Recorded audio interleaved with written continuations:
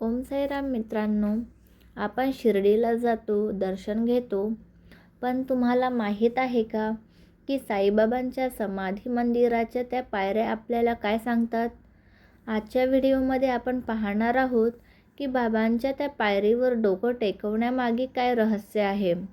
बाबांच्या 11 वचनापैकी एक महत्त्वाचे वचन आहे, चढेल समाधीची पायरी, दुःख त्यांचे निवारी.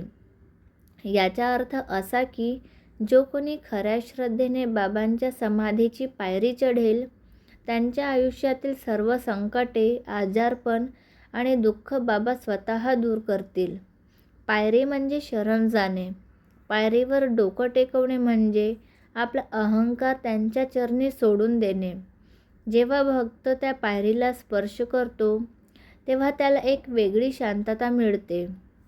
ती पायरी म्हणजे बाबांचा आशीर्वाद मिळवण्याची पहिली जागा आहे.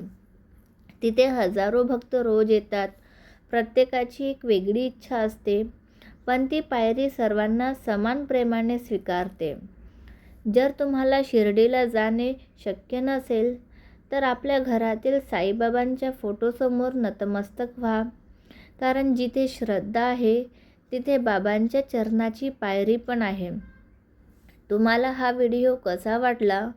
कमेंट्समध्ये मला नक्की सांगा आणि ओम साईराम लिहायला विसरू नका.